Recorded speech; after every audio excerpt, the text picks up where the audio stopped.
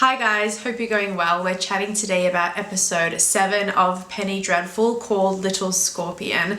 Before I get into chatting about the episode though, let's just take a moment to appreciate that we now officially have news of season 3 for the show. So the announcement came out on Wednesday this week that the show is officially going to be running for a third season. They're saying it's going to consist of 9 episodes. So that's really exciting news. I'm really happy to hear that. I think it's a brilliantly written show. I think the writing is just so incredible. I love the look and the attention to detail that they've taken to create this show. So yeah, I'm really excited for a third season for sure. So this episode picks up the morning after Dorian's incredible lavish ball. So Malcolm actually had the audacity to suggest that Vanessa was experiencing some kind of female hysteria, which I think is just a real kick in the teeth and very fitting considering that female hysteria was a legitimate diagnosis of this time period. Whether or not Vanessa actually has some kind of inkling about Sir Malcolm's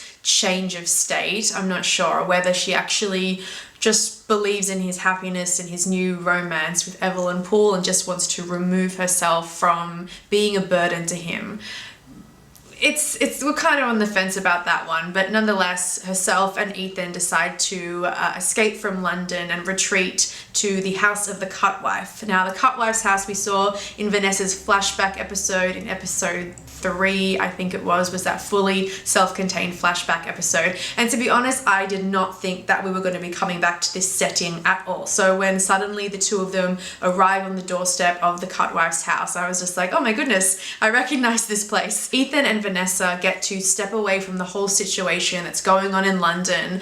The witches, Evelyn Poole or Madame Carly, Hecate, all that sort of stuff going on about Vanessa being the ultimate quest of the devil who wants to claim her. It's all just a little bit too much. So this is really nice that we get to take a step away from it, just take a breather and take a moment to just settle down and reflect. We get a really nice development in Ethan and Vanessa's relationship as friends. The two of them are just, you know, absolutely connected at the very core of their being, I think. And that is reiterated again as Lyle and Frankenstein continue to put together the Verbus Diablo back in the mansion, and they find out a little bit more of the puzzle that Ethan, the Lupus Dei, really does have a part to play in the demon's quest for Vanessa. It seems like some eternal love triangle with the three of them at opposite ends and just constantly sort of chasing each other, like a perfect balance. But if one of them sort of slips out of line, the whole thing could just, I don't know, implode. So the two of them are living the country life in the cottage on the moors. Vanessa teaches Ethan to dance, and in return Ethan teaches Vanessa to shoot, and it's just a really, like, just very sweet, intimate moments as the two of them just really get to know each other, and we get to know them as well. They open up to each other in new ways, speaking about past traumas in their childhood. Vanessa confesses to Ethan that she has a long-standing fear of dolls, which of course is extremely ironic considering that we've got this whole voodoo doll situation that's going to be playing out very soon, I'm sure. But like any kind of respite, of course, the peace just can't last, especially for two people such as Vanessa and Ethan, who are so inherently, what's the word? I want to say tortured, maybe damned. Damned's a better word. Okay, so for two souls that are so inherently damned, they're never going to find a prolonged state of peace, and it all comes to a big clash.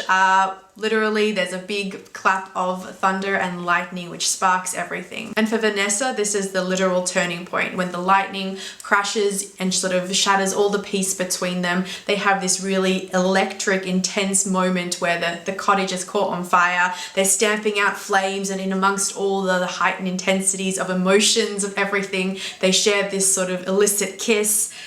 Before she realizes that no, of course, like they're both far too dangerous and there's no way that any good can come of it. So she, you know, pushes Ethan away, and neither of them quite know where to go from that. And then we've got our other major event back in London. Lily. This is by far the best thing that she has ever done.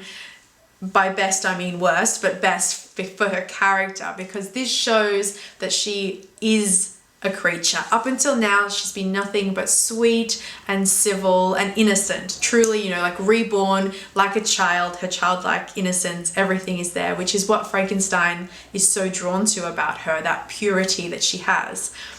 However, now that she's getting to know Dorian, now that maybe new things are being stirred within her, and this sort of, it's almost like instinctual darkness that she has, because she is a creature. She is like Caliban. She's been made by science, and in the eyes of God, that is an abomination. So that's what she is, but she doesn't know that, although somewhere deep down, I think she does know that. So when she goes out onto her own into the city and meets this random guy in a bar, takes him up to a bedroom, screws him, and then brutally murders him, I was just like, shit got real. And that was this week's episode. So we didn't get to see Madame Carly this week. I really would like to see her step up her manipulation game. I want her to really use Sir Malcolm against Vanessa, because I think that is the only way that she will be able to infiltrate